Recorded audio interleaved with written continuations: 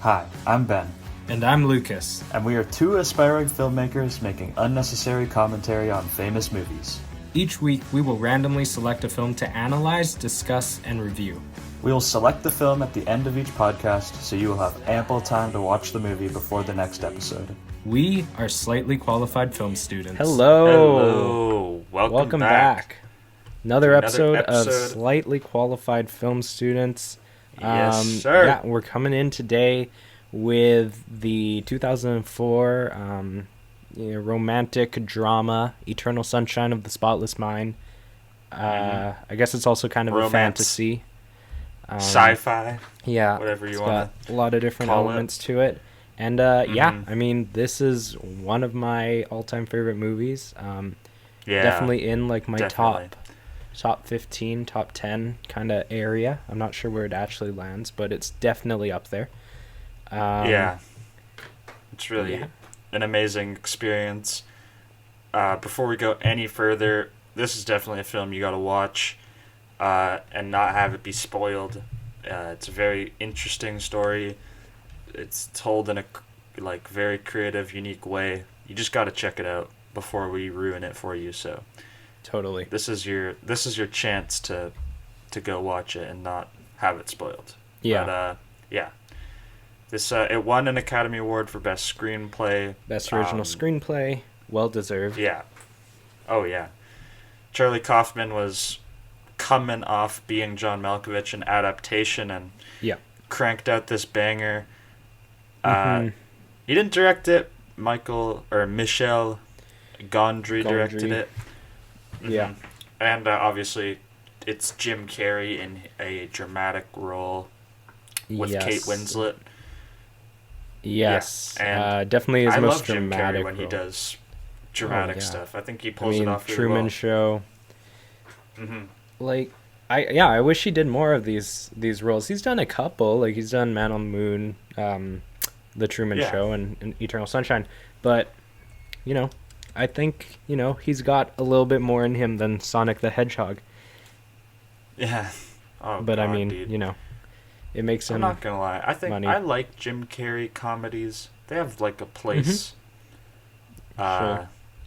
I definitely grew up watching Ace Ventura and that kind of stuff. Mhm.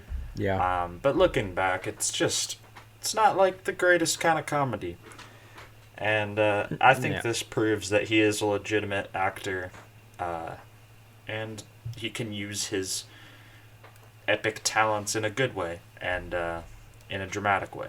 And he definitely shows that here. Totally. Kirsten Dunst is also in this movie. Yeah. Although it's not her best. It's not her best performance, but she doesn't have much to do. She has moments at the end of the movie that she gets to pull out some acting chops. Mark Ruffalo, we haven't seen him since Where the Mark. Wild Things Are. Oh yeah. And he has a bit more screen time in this one. Also Elijah Wood, Yeah. aka Elijah Wood Frodo is so weird Baggins. that I he's don't in know. this. He has a pretty weird character. But Yeah, he does. Frodo is in this He is- movie. Yeah, also Yeah. Tom Wilkinson. And we got some pretty also big names. the actress who plays the lead role in Grey's Anatomy, I don't know her name. She actually is in this movie. She's Naomi. She's Jim Carrey's first girlfriend. I don't even think she has a line, but she's technically She's just in like it. in the background. Yeah. Yeah, and then the next year she got to star in Grey's Anatomy. So Right. Yeah. yeah, And then it's now a she's pretty like looking 22 back. It's a seasons in pretty it. yeah, it's a pretty great cast though. It is. And obviously we have Um, Kate Winslet as Clementine. Oh And, that's I mean, Jim Carrey and Kate Winslet both give stellar performances in this film. yeah.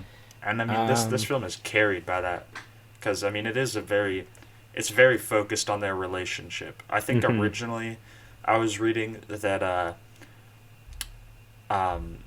Charlie Kaufman's co-writers kind of wanted to like take it more in the direction of exploring the technology and like exploring the memory Right. erasing aspect of it, and Charlie Kaufman was like, nah. Like, Yeah. let's focus on the relationship. This is all about the relationship, and that Yeah. is just kind of like Mm-hmm. a Which I like secondary thing. quite a bit. Mhm, I for mean, sure. I'm not a huge fan of sci-fi. I mean, there are sci-fi films that I love, but most of the films in that genre I'm not a huge fan of. And I think that this film, it's smart. It's kind of like Her or other near future films where Yeah. it doesn't matter that it's near future. They just don't care. It's just something that's happening, and you are just following a storyline within this kind of reality. And it's not about Yeah. the science. It's not about the newfound technology around it all. It's just kind of there, and I like that Mhm. quite a bit. Yeah. Yeah, you got a plot summary? Yeah, just in case you need a little memory boost. Joel and Clementine begin a relationship post a train journey together, unaware that they had previously been in a relationship, the memories of which were clinically erased. Okay, I have a major problem with this plot summary. It Yeah. gives away the it kind of gives away the plot twist of this It entire does. film. It Cuz really does, because it if you does. go into it, then you already know that the memory, like the way this film opens is almost with like a prologue, you know? It's like Mhm. their relationship that happens at the Yeah. end. They're Yeah. showing what happened after at the start. Yes, So exactly. if you read that plot summary and then watched that, Mhm. I think you would catch on, which kind of spoils Yeah. the whole fun of it. Because I remember the Exactly. first time I watched this, I was like, wait, so that's not how they met? Like, it was confusing Yeah. for me. You- And then you at the think end, that I was you're- like, oh. Yeah, exactly. You think that you're watching, their relationship, and then it cuts into him getting his memory erased, and you think that he's erasing that relationship that was set up in the first 10 minutes. But then as the film then- goes along, you realize, and it connects, and it's a brilliant Yeah. setup. It's like, and you just get the little moments. Like, for Yeah. example, in the first 15 minutes, Elijah Wood's character taps on his window and says, "What are you Mhm. doing here?" Or And the then car. You're like, what? You're like, His huh? car, Why is, yeah, exactly. you're like, And huh? Why would he? Why is he like? Who is this guy? Why is he concerned about this? And then you Mhm. go forward and you realize Elijah Mhm. Wood yeah, is trying to seduce his girlfriend right. before she's even his girlfriend. Yeah, and like his yeah. car being dented, him just like deciding to go to Montauk. I mean, there's so many elements at the Yeah. beginning setting up, and this plot summary kind of ruins that whole, basically the structure of this realization for the audience. So, Mhm. not the best plot summary. Google, change your No. plot summary. It should have Um, just been something. It should have been one of those vague plot summaries, like a man and a woman have a tumultuous relationship, and I don't even know. Mhm, I can't. yeah. I can't think of that stuff on the fly. But I think this film would benefit from having a vague plot summary. But Definitely, like Whatever. I'm thinking of ending things plot line, like yeah, like a man, and, man woman and a go woman to go visit to the yeah, parents exactly. for dinner. Yeah, that's It's what like, this film you needs. don't know anything. Hmm. Yeah. Okay, let's do standout scenes. You want to go first? Yeah. Sure. I think it's very difficult for me to pinpoint one standout scene, because pretty much the entire like middle chunk of this film is just Jim Carrey going through memory after memory after memory. Yeah. And they're all so important in their own way. Mm-hmm. But I had to go with my standout scene is his final memory before he gets his memory erased, which is the day that they met Yeah. in the house. Yep. I don't know, man. That scene just, it's awesome. With the house being Yeah. slowly destroyed and erased from his memory. And It's a powerful it's very scene. sad. So I cried. sad. So Obviously, sad. I cried probably like 5 times throughout this film. Yeah, I definitely cried a lot the first time I watched this movie. I don't know why either. I mean, yeah, this movie's sad, but it's not like It's really not like sad. that. It has a It's just- happy-ish ending. And I mean, Kinda. I don't know, it kind of just broke me the first time I watched this film. I think it's Jim Carrey's performance. He literally is just Yeah. so. It's just so. It's depression. He's just really, really sad. And he's this very relatable, like socially awkward very anxious character, and he kind of comes to life through Clementine. And I don't know. It hurts to watch. It does. It totally hurts, especially to watch him lose it. Yeah, definitely. Yeah, that last scene is beautiful. It's just the soundtrack, the house getting engulfed in sand, and them basically great just scene. trying to recreate their first meeting. Yeah, that is a beautiful scene. I have it on my list here too. So I'm going to choose my other standout scene, which is a scene near the middle of the film. It's a pretty short scene, actually, but there's something about it that just gets me every time, and it's the scene, the row your boat scene, where he's trying to take her back into his memory of being 6 years old. And I literally had that down originally, but then I was like, nah, that's too short. Like that, nah, but I respect There's just that. something so beautiful about that scene, that they're just on the couch having this really meaningful conversation. He takes her back in the room. It starts to rain the room, and it's intercutting with him running around as a child. And I mean, this scene is edited so well, interlacing him as the 6-year-old and then them in their actual apartment, and then the rain and the room filling up. I don't know, it's just a beautiful scene. It really is. I mean, this entire film, like you were saying before, feels kind of like a continuous sequence of events. It's just, it all kind of flows into one another. Yeah, like that scene is like, boom, pretty much the same-ish scene as the scene under the kitchen table. And then that memory gets destroyed, and all of a sudden he's, at the drive-in or whatever. Like, it's very spontaneous. Because it's, meant to simulate going through all his important memories that he had during his relationship. Which is just such a great concept. It's a very unique concept. And it just makes it... Yeah. I also really love what that scene leads into, like, when they're little kids, and he's like, he has to like kill that bird, and then she like takes him away from the little kids that are bullying him. I don't know, there's something about that scene, and then they're like pretending to kill each other with the pillow as kids. I don't, there's something just so like, I don't know, just beautiful and human about that sequence. And it kind of leads in from the scene in general. I mean, I think it's audience question time. Scenes. Yeah, audience questions. We got quite a few, so thanks for sending some in. I love these questions. This is my favorite part, so keep sending them. Okay, we got a little bit of a funny question to start us off with. Okay. Ben, would you ever date a woman like Clementine?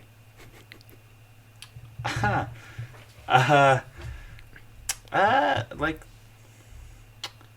it's interesting. I mean, I think there's aspects of her personality that are, very good, and qualities that one might seek out in a romantic partner. But I mean, there's also aspects of her that's a pretty, like, I don't know, she seems like very unaware sometimes of how what she does will hurt others. And I think in general she's a pretty harsh human being. Like, she says what's on her mind. She doesn't really have a filter, and I feel like it'd be very difficult to not end up fighting or having some sort of dispute at some point. But I don't know. Also, I'm not really into blue hair, but that's personal preference. I'm not judging. I don't know. Answer that question is I don't know. I mean, I'd probably say no. I mean, I just feel like I would get really anxious, because she's just so spontaneous, and I don't like. I like having stuff planned out. I don't like random stuff happening.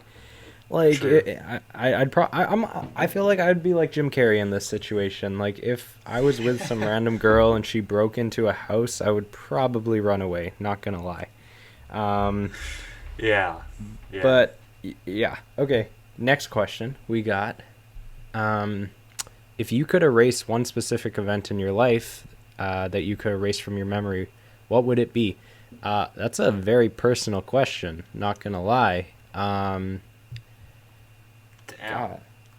I don't know, because I feel like I genuinely believe in the whole, I wouldn't change a thing type thing, because then I wouldn't be where I am now. But Yeah. I don't know. I guess what I would erase, to be truthfully honest, is I would erase like the hour and a bit it takes to watch Cats. I would just erase that. You watched like Cats? I watched Cats a few weeks Why? ago. What? What? Why? Okay, it's on our okay. wheel. You might have to watch it again. Why would you do that to yourself? Okay. So basically, someone in my Spanish class had COVID, so I had to stay at home in my room, basically. Like, I couldn't really leave my room for 2 weeks. I was just plowing through films every single day. Yeah. And I had to spice it up, I couldn't just keep watching masterpieces. Oh I was my like, God. Cats. I'm gonna watch Cats. Bad move. I haven't seen it. Bro. Don't. Well, like I would never watch that film unless it was landed on the wheel, but you Honestly, decided to watch it on your own accord. Honestly, it was pretty entertaining. Yeah, I feel like it's a film because of how bad it was. Yeah. Oh yeah. I also okay. You know what's going on the wheel or on the wait list? This film, What? Willy's Wonderland. It's okay. Do you know what Five Nights at Freddy's is? Do you know what Five Nights at Freddy's is? Yes, yeah, Five Nights at Freddy's. Okay, yeah. so it's like a parody about that, but Nicolas Cage. It's Nicolas Cage, and he's trapped in a pizza place, and there's these animatronics trying to kill him, and he fights back. What? And he kills the animatronics. We need to get some Nick Cage movies on the wheel. Bro, trust me, dude. Willy's Wonderland is genuinely one of the best films I've ever seen. Oh my God. Yeah, Michael Gondry originally wanted Nick Cage for this role. Jim Carrey got. We're tying it back. You see, it wasn't. Yeah, exactly. Nick Cage was originally who they wanted for this role, but he was on high demand after winning the Oscar. So they got Jim Carrey. They had to settle for Jim Carrey. Right choice, honestly. Which I think, it's a very smart choice. I mean, it's definitely risky. Not Nicolas Cage. Definitely risky choosing. I mean, yeah. I mean, Jim Carrey kind of proved himself in this movie, though. I feel like a lot of people would have thought it's kind of odd to see Jim Carrey. Watching those comedy movies, though, he definitely has good acting quality to him. Yeah. You can tell he's a good actor. And you can also tell there's a dark side to Jim Carrey. I mean, most comedians have a darker side, but there's definitely something dark within him, and I think he was really able to pull it out for this movie. Cool questions. Thank you, everyone, for asking questions. So we got some nice ones this week, and we're going to take a quick break, and then we'll hop into the actual review.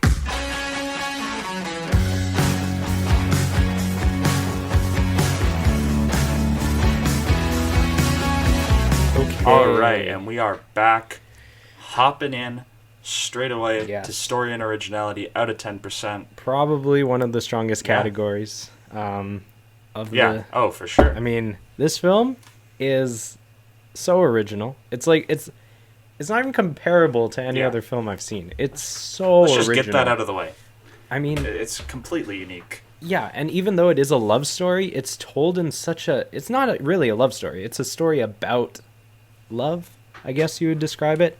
Mm-hmm. It's about a relationship that is now ended. I think it's And I mean, you see it in reverse, sort of, through his memories, and they're getting erased, and he's forgetting different things. I mean, even the story itself is super original, but then how it's told in the order and structure, and the element of it being erased at the same time, that it's just mind-blowing, the concept of this film. Like, I don't know how Charlie Kaufman thought about this film. Like, how? Where did this idea come from? Dude, I don't understand.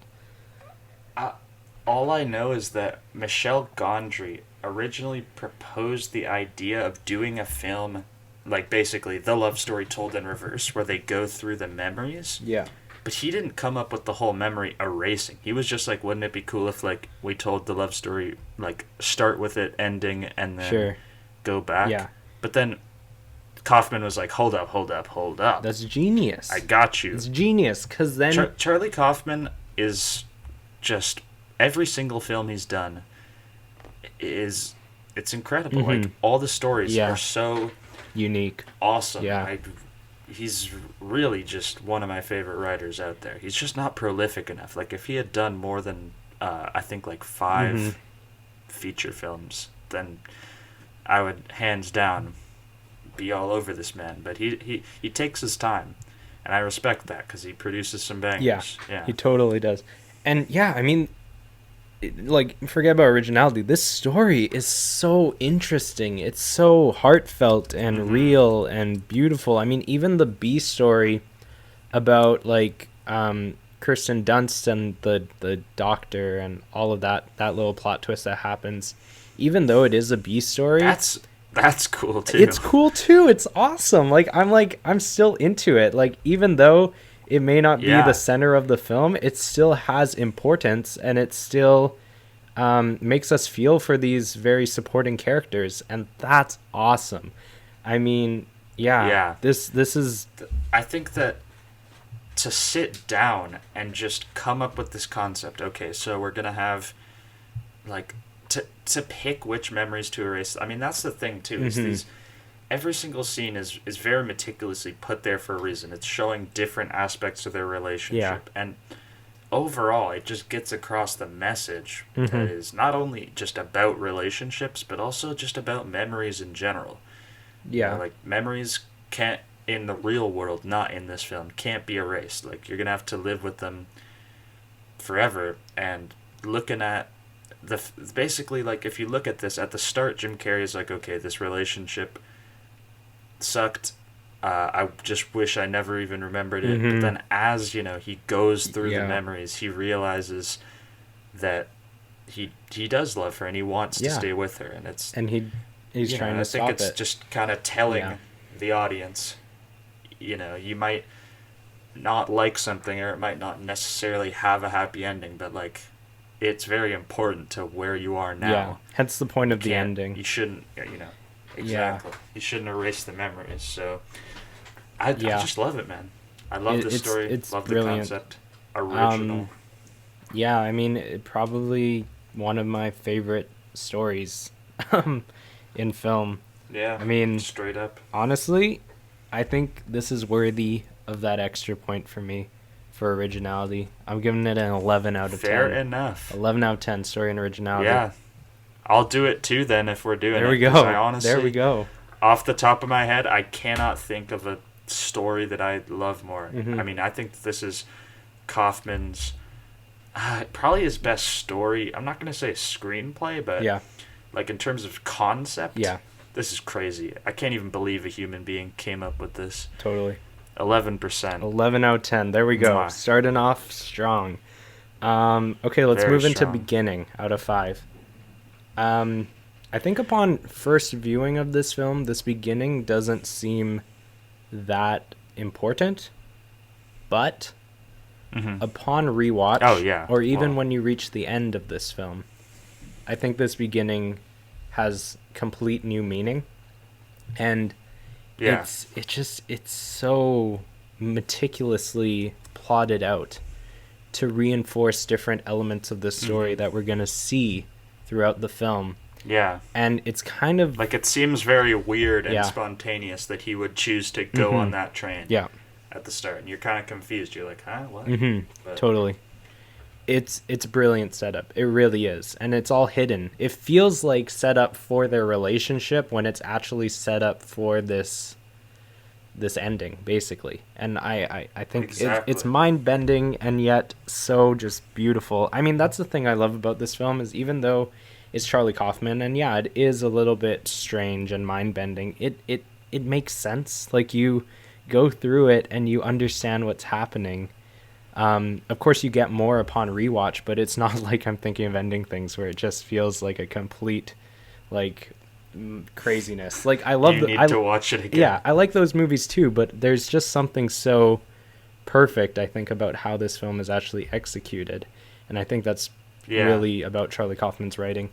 I I mean, I know we talk about voiceovers and stuff, but there's something really I don't mind interesting it here. because it's not explaining to us what's happening. It's his inner monologue. It's literally what he's saying to himself. It's like he's talking to himself, right? You're hearing his thoughts. Yeah. It's the same as, if you're reading a book, Mm-hmm. that third person kind of perspective. Yeah. We're just the observer type thing. And it like breaks up. I don't hate this narration at No. all. It sets up his character super well. You can instantly tell so much about him, and you can predict how he's gonna be in the relationship. Yeah. I mean, it's these inner monologues, and his dialogue with Kristen Stewart, or sorry, Kate Winslet. Why did I say Kristen Stewart? It sets up his character super well, and I really love it. I don't necessarily think it's perfect. No, it's not like given it the insanely 5. entertaining.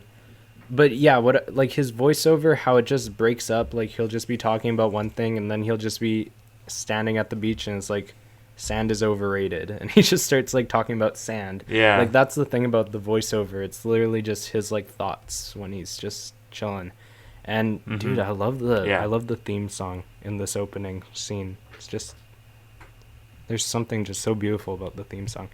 Yeah, I agree. Yeah, it's not perfect in like I mean it's pretty good. It's a really good beginning. It's just like there isn't it's that pretty like, good spark.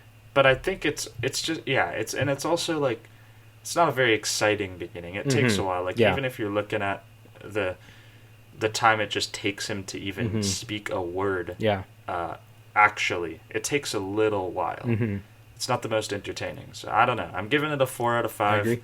Honestly, I was pretty nice to this film, so I just had to find little ways to keep it from getting too out of hand. Yeah. Makes sense. 4%. Yeah, same. 4 out of 5. Let's move into ending.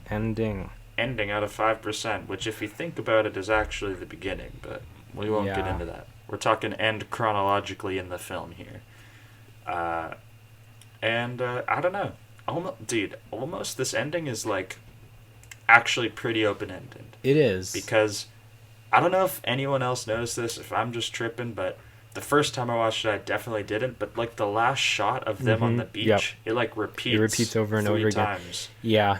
Yeah. And it's like. And I don't know if I'm crazy, but like, am I supposed to be looking for?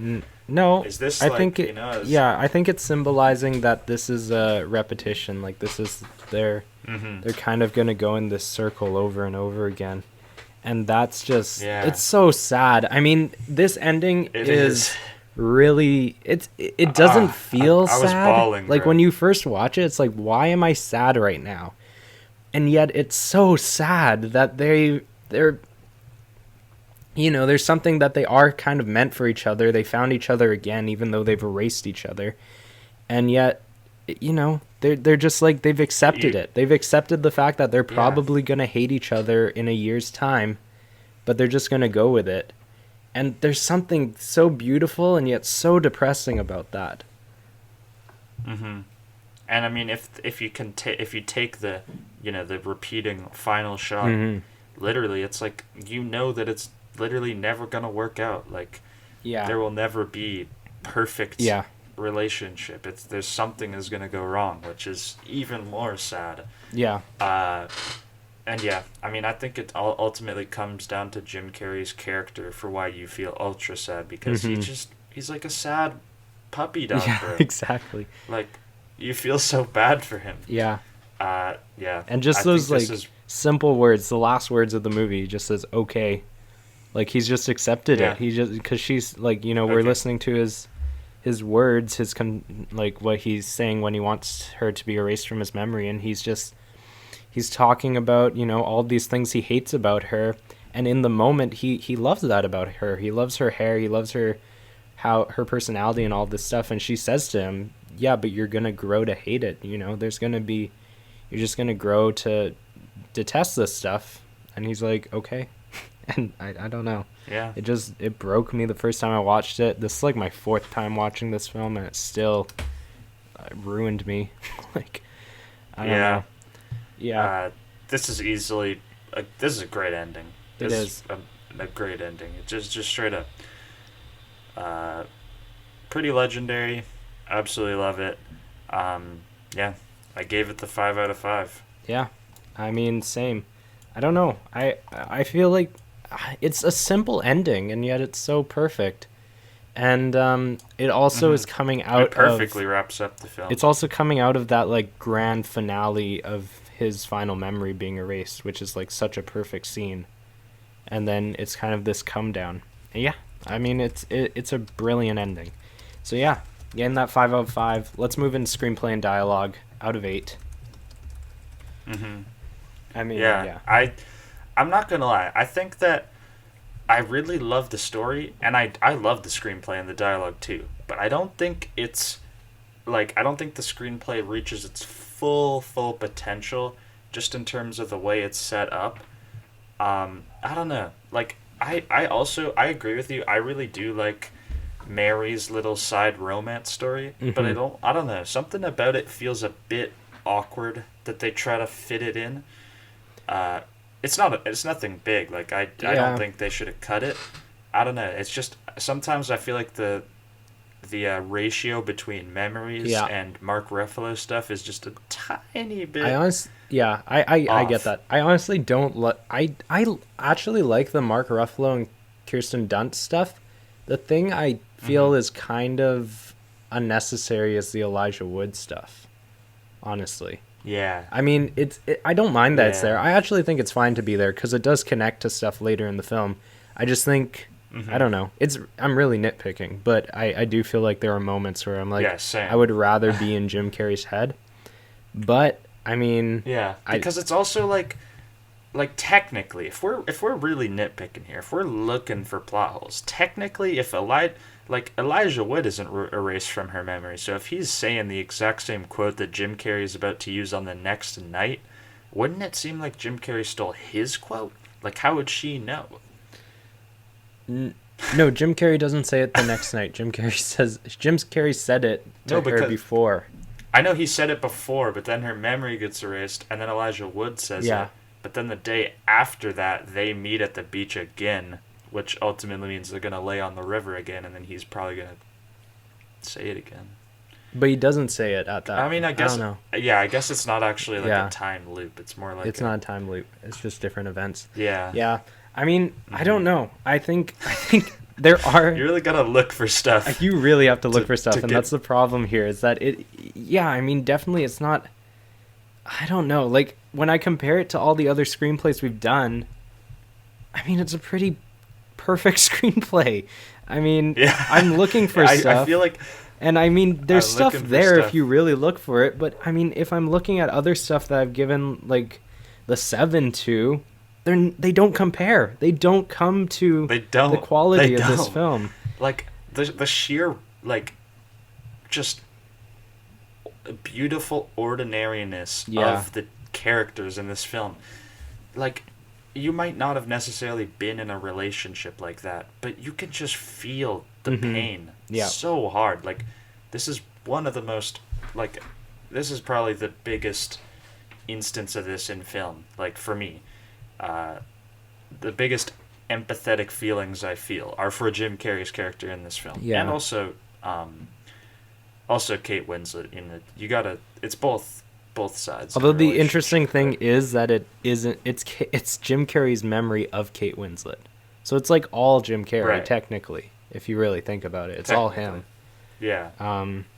Yeah, I don't know. I don't know. This is just a beautiful screenplay. The dialogue is great. The dialogue is fantastic. And there's so many beautiful lines in this film, like when they're talking to each other. There's so many just mind-bending, and I don't know, there's something even so the melancholy. The title is so beautiful. Yeah, right? I mean, it sounds pretentious, but at the same time, it works. And then when Kirsten Dunst says that quote, where this film is named off of, like the Pope Alexander. The poem or whatever. Yeah. And she says that to him, and I got goosebumps. I was like, I forgot about that. I was like, yeah, that's why it's named this. And it's brilliant. I mean, there's so many lines in this film that are said over like a montage over this beautiful soundtrack, and I just got shivers. It's just, it's brilliant. I mean, it really is. It's an 8 out of 8 for me. I mean, yes, you can nitpick. You totally can nitpick. I can't. I gotta give it the 8. It's an 8 out of 8. I mean, I can't find stuff to bring it down, and it just isn't worthy of a 7. It's not like, worthy I feel like of a 7. I'm not worthy of being a Charlie Kaufman fan if I give it a 7. Yeah. So 8 out of 8. yeah, Screenplay 8 and out of 8. dialogue. Let's move on to soundtrack. Out of 7. I really love the soundtrack. It's beautiful. Yeah, it is. It's really great. It's not like Shape of Water, like No. grand, No, magnificent. Totally not. But it's very like in a quiet sort of way. It's just very subtly beautiful. It's not very in your face. Yeah. And they don't use it that much, but It definitely fits the mood they, of the film. Like, yeah, definitely. I think it's a good soundtrack for the film. I definitely wouldn't listen to it per se. Well, I actually love the Beck song that they use in this film. Like, before I even watched this movie. Yeah. Like, I'm talking about like the score. Yeah, the score. I guess. Yeah. I mean, it's not even a score. It's composed by like musicians that are in a band. Like the songs are all for it. Yeah. But yeah, like the more ambient stuff. It's I wouldn't listen to that, but No, yeah.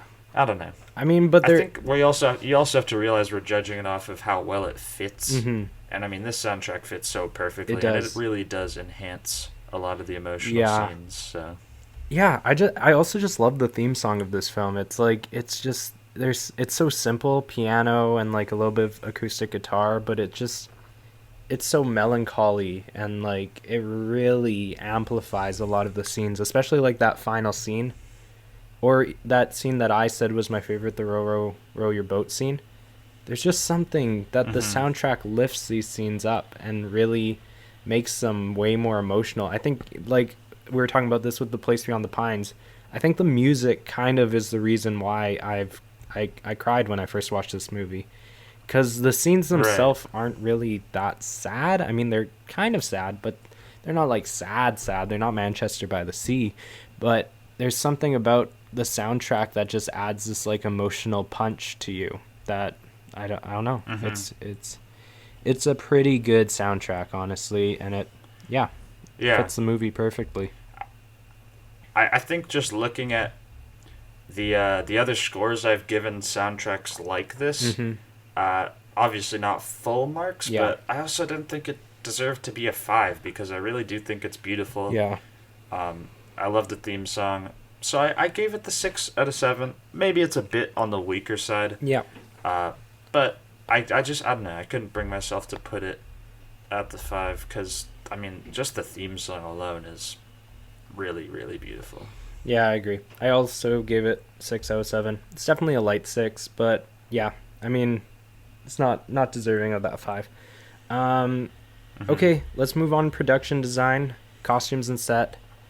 I love the costumes in this film, first off. Especially Kate Winslet. Kate Winslet especially. I mean, they're pretty subtle, but I don't know. Overall, there's a lot of very different characters in this film. Yeah. Like, you have everywhere from the people in the relationship to, like, Mark Ruffalo, and they all got their own stuff. I love Jim Carrey's apartment, too, that they had to build. Yeah. It's really good, and they got all the memories. It feels very... You can see it progress, almost. And it gets very personalized towards their relationship, which I really like. And there's also something really cool about the production design in this film, especially in the memories, because a lot of it has to be erased. Also, there's a lot of sets that were built so they could do these shots that the sets would flow into one another. I mean, it's very subtle, but like the scene where he's in the library and he walks through a corridor in the library and it's a tracking shot, and then he ends up in the living room of his friend's house. It's all connected, and that's all production design because they have to do that for those shots.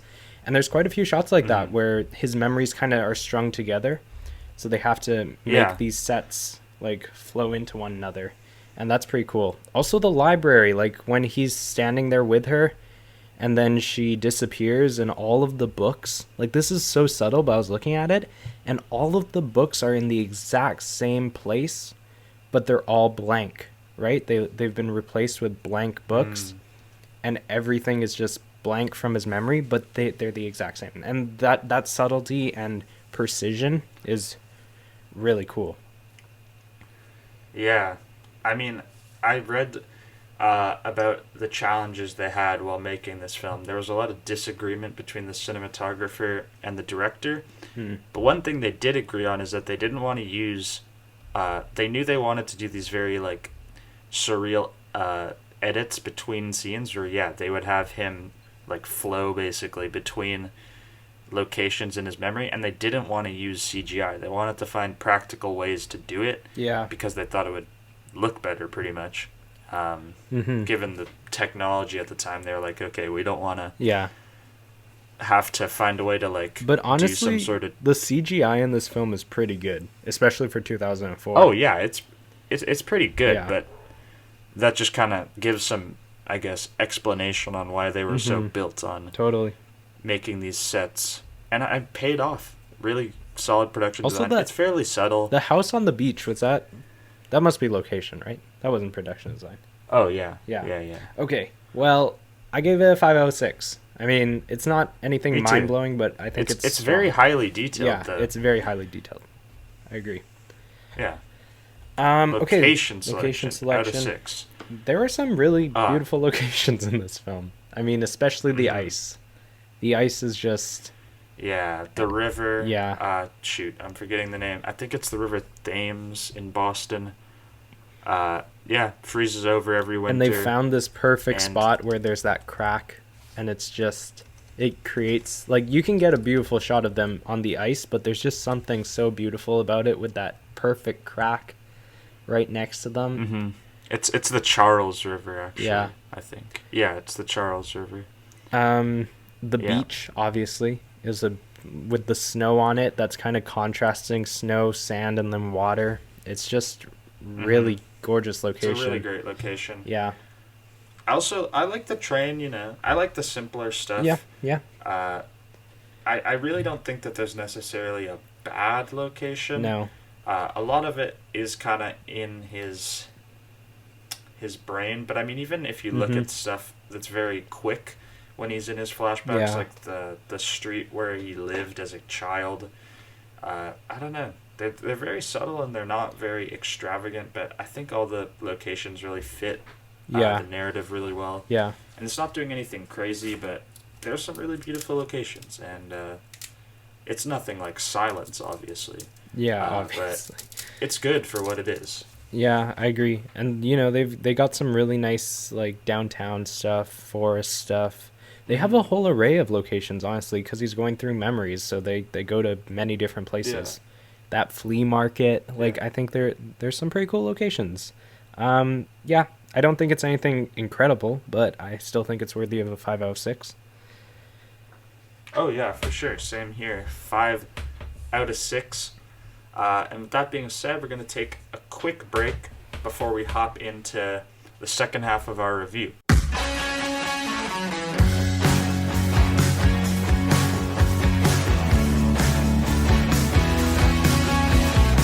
Okay. We are back. Back at it. Coming in cinematography out of 10. What'd you think? Cinematography. I think that this is probably the weakest category in this film.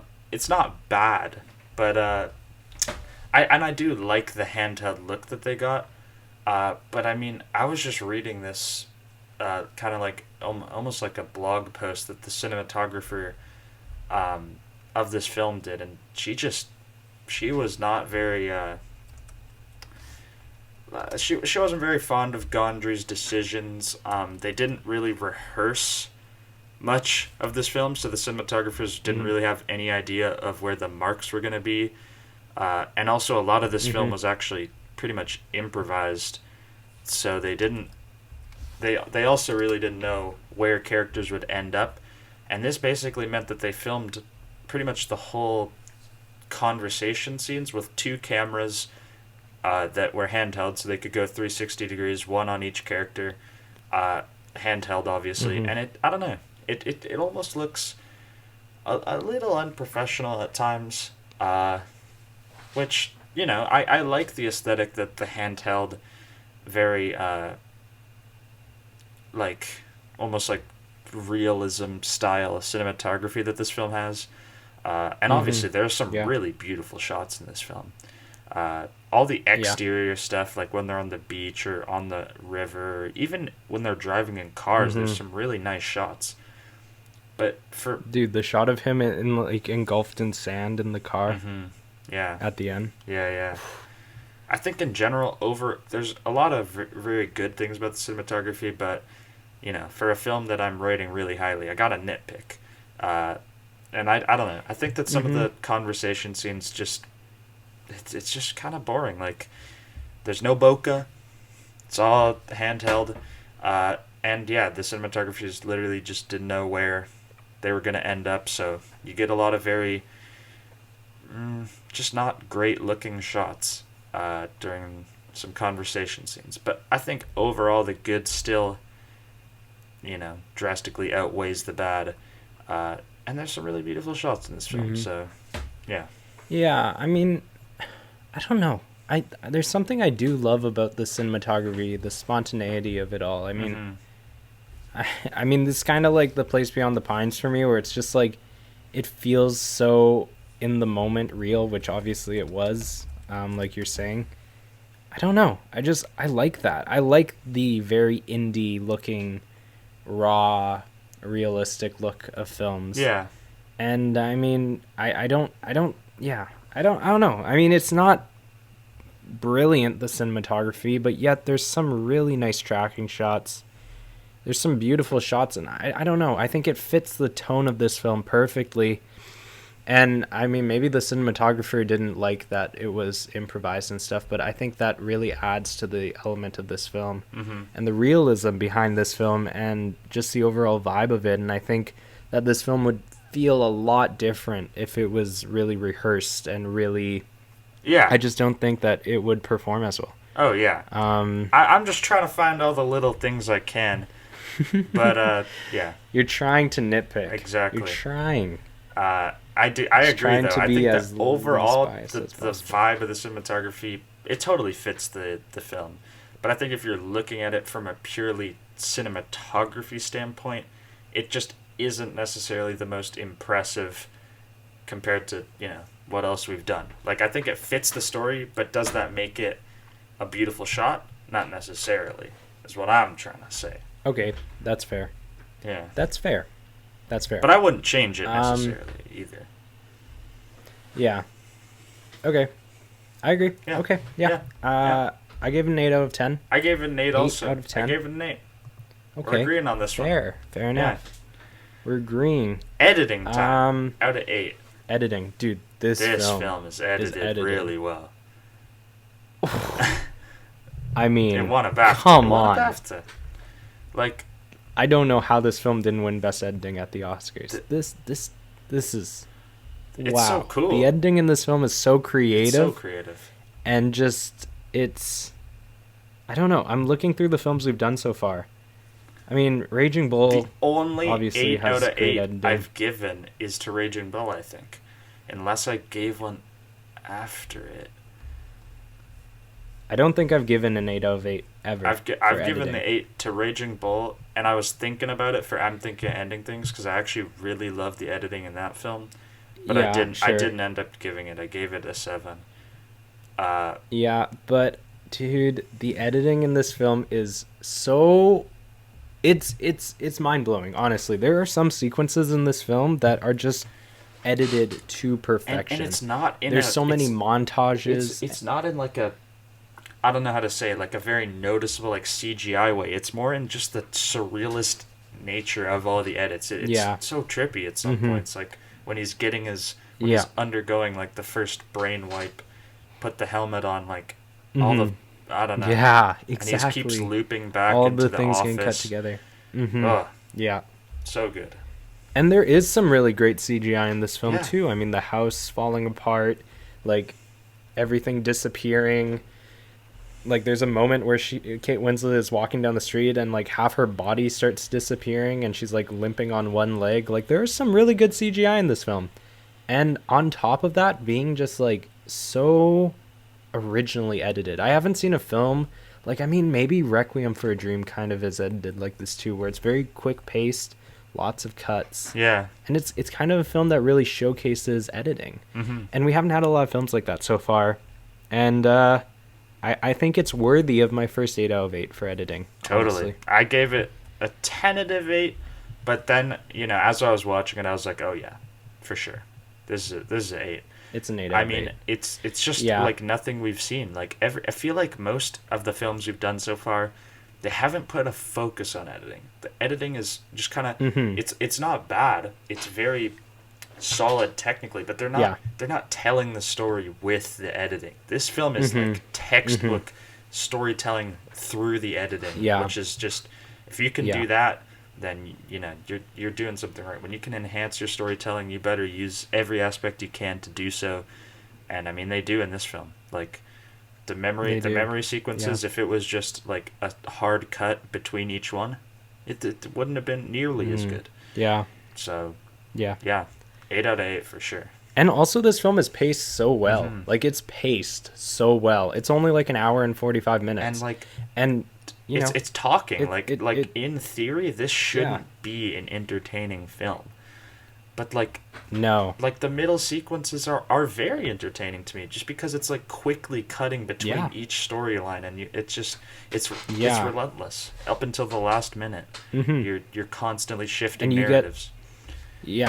And you also get so much information in this like minimal time. Like, directors, take notes. You don't need a 2.5 hour film. Like, this film got so much. Like, I went into this film, I thought this film was long. Like, I was like getting ready. I was booking time out for this film. I was like, it's probably like 2.5 hours, 2 hours, 15 minutes. No. And I sat down and I was like, it's only an hour and 40 minutes. Like, if you exclude credits, that's crazy. Yeah. I mean, hats off to the editors of this film. Let's move on to acting. Out of 10. Really great performances all around. Really great performances. Jim Carrey and Kate Winslet I don't steal think the show. There's not a bad performance in this not one. Not a bad performance necessarily. They're the focus. Although I don't think it's necessarily the best acted film of all time. I think the leads are incredible. No. But some of the side characters, honestly, Elijah Wood is low-key not at his peak in this film. I don't really like Elijah Wood's character, honestly. No, he's important to the story, but he's also kind of annoying. Yeah. Which is his character. And I think but also Mark Ruffalo's like okay, but if you've seen Spotlight, it's just like he's capable of so much more. Yeah. Like, dude, you watched Spotlight? Yeah, I watched Spotlight damn. I don't know, like starting to watch a while ago. It's really good. I like it a lot. Yeah. Definitely. Totally. But also, they just didn't give Mark Ruffalo's character a whole lot to do. I think he does have moments. I think he adds quite a bit of comedy to this film too. I like when he just like goes and honks on the horn. Yeah. To tell him that his wife is there. Like, I don't know why that always cracks me up. Yeah. Yeah, I mean, I think Kirsten Dunst doesn't have a lot to do, but her like final 10 minutes, she gives a pretty great performance. Honestly, she has to do a lot of emotional stuff in the final 10 minutes. It's just very hard to compare any actor's performance when you have Jim Carrey and Kate Winslet stealing the show. I mean, Kate Winslet, both of these characters. I know people focus on Jim Carrey giving like a very different performance, but Kate Winslet also, this is not in her wheelhouse at all. She's usually playing the kind of like rich British character, Titanic-y, like very, just a very like responsible, focused British kind of character that we see, just kind of royal almost feeling. This is not her usual character at all. She's playing such a spontaneous, like young-hearted, like just for sure, kind of crude somewhat character, and it's a really good she got nominated for an Oscar.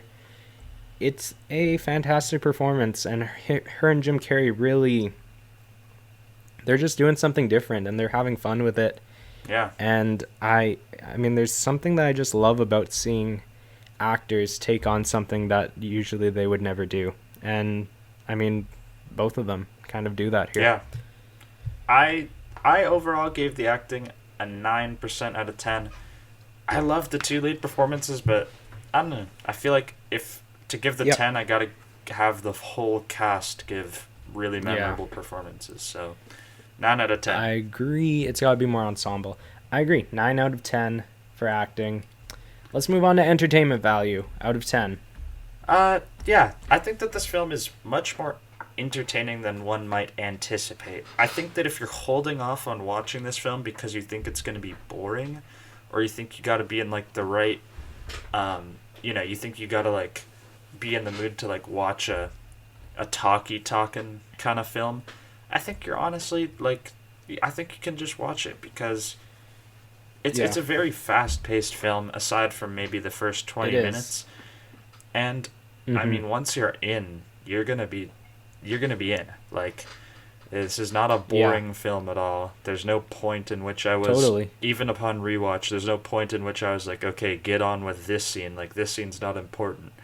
Because these are, like, and actually, his memories. Yeah, like the scenes. Yeah, totally. All of it's And important. The scenes that I found boring on first watch, I don't find boring upon rewatch. Like the beginning. Like, the beginning is definitely slower upon first watch, but when you rewatch the beginning, it's way more entertaining because you're looking at all these details, realizing that this is actually the ending. And it's kind of, I think this is a film that's very rewarding upon rewatch. I mean, this was my 4th time watching the film, and I still love it so much, and I'm still entertained throughout. There's never a moment in this film where I feel bored.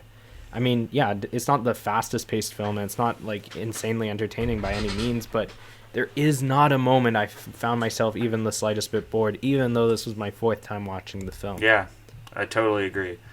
At the same time, though, I wouldn't necessarily call it like an entertaining film, like just on pure entertainment merits. I think it's well above average, though, and it's I think it surprised me because I don't know, when you look at it and from what I had heard before I watched it the first time, I really didn't expect it to be an entertaining movie, but it's an action-packed hour and 40 minutes. And yeah, I gave it an 8 out of 10. Yeah. Yeah, I gave it a 9 out of 10. Fair enough. It's my 4th time watching it. It's a light 9, but it's definitely worthy of a 9 for me. Yeah. If I can watch a movie 4 times, it's worthy of a 9. Yeah. Okay, let's move into overall technical achievement. Out of 15. Like, okay, I think that the editing is really, really solid in this film. But I think on a purely technical level, I think the cinematography struggles a bit from like a technical standpoint. I think the cinematography is great, contributing to the narrative, but I didn't quite think that this was the 14 out of 15 in terms of technical aspects. I think that, it's strong. I mean, there's definitely, it's definitely a strong technical film, but I think, cinematography's bringing it down a little bit. It isn't quite there. It's not one of those films where you're like, it's not Children of Men. I wouldn't like, if you asked me my favorite part about this film, cinematography would be very low on that list.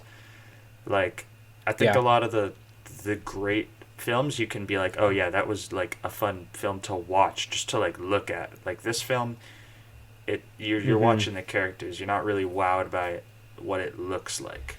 Yeah. So with that being said, and honestly, those are the films I would rather watch. I mean, I would rather watch a film that's entertaining. Strong in the screenplay than just focused on, I mean, obviously cinematography is an added aspect, but I don't think it's the most important aspect of the film. No, definitely not. But for overall technical achievement. Overall technical achievement. 13%. I gave it the 13 out of 15. Yeah. So we'll take a quick break. Well, very close today. We were very close. And then tally up. Give Spin our the wheel. Final grades. Yeah, let's do it.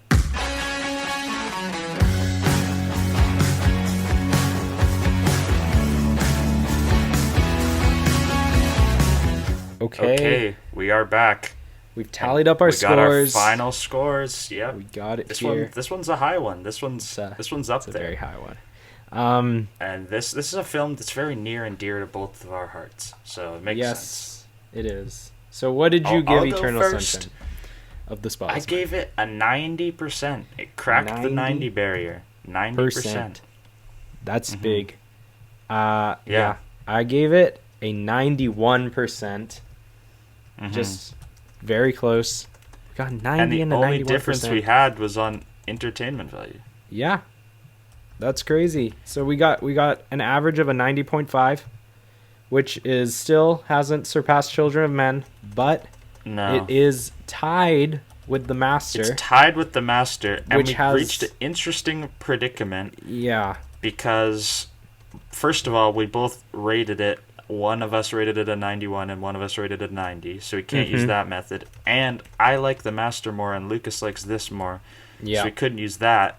So we Yeah. had to take it to which is rated higher on IMDb, and it is Eternal Sunshine It is by Eternal a long Sunshine of shot, the Spotless Mind. actually. I think So, that's just how we yeah. have to do it now. If we can't come to an agreement, we have to rely on Rotten Tomatoes and IMDb to sort it out for us. And objectively, I guess Eternal Sunshine is better. So be it. So be it. Eternal Sunshine of the Spotless Mind is in second Bro, place. IMDb doesn't lie, bro. Eternal IMDb Sunshine's will better. never lie. Bro, Nah. okay, second place. I did not Mhm. think something would pass The Master this quickly. We have Eternal Sunshine of the Spotless Mind in second place. See, yeah. Still I don't know. 1.25 2.25% below Children Yeah. of Men. Yeah. I don't think Children I, of don't, Men, I really don't think anything's going to pass Children of Men. I don't think anything is gonna pass. maybe it. Cats. Dude, we should just rate Cats at 100. Just give it a It's 100. flawless film. New screen recording. We're going to record. Let's turn up the Mhm. volume. Okay.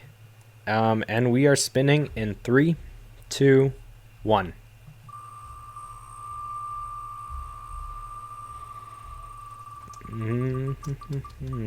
What we landing on? Oh. Okay.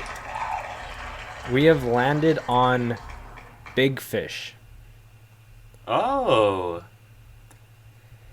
Damn. Big Fish. Have you've Yeah. never seen this, right? I've never seen Big Fish. Okay. Ben has never Tim seen Burton. Big Fish. Tim Burton movie. Yeah. I'm not Uh, a huge Tim Burton fan, but I Yeah. do actually. I like Beetlejuice, bro. I'm not gonna lie. Tim Burton is he has He's his an interesting guy. I really he respect has his thing. that he has. Yeah, he does his thing. Now Big Um, Fish has definitely a special place in my heart. It's a movie I watched quite a bit when I was younger. But $70 million budget. Sheesh. it's a pretty crazy movie on like technical standpoint. There's a lot of crazy stuff. Yeah, I've seen the shots of them in the flower fields. Yeah. And it's really beautiful. So Yeah. I'm looking forward to it. Okay, well, that basically concludes our episode, Eternal Sunshine of the Spotless Mind. Thanks for listening, everyone, and we are And coming next at week we'll you. do Big Fish. Big so Make Fish. sure you watch that. Yeah. Thank you for listening to Slightly Qualified Film Students. Make sure to tune in next week for a new film discussion and review. Our theme song is Slightly Sexy by Thompson Springs. Make sure to subscribe and leave us a like. Send us feedback and comments as well as your thoughts on the film. Follow us on Instagram and Twitter at S_Q_F_S. If you would like to send us a question or a comment for next week's episode, you can email us at sqfilmstudents@gmail.com. Thanks for listening, and we'll see you all next week. Bye.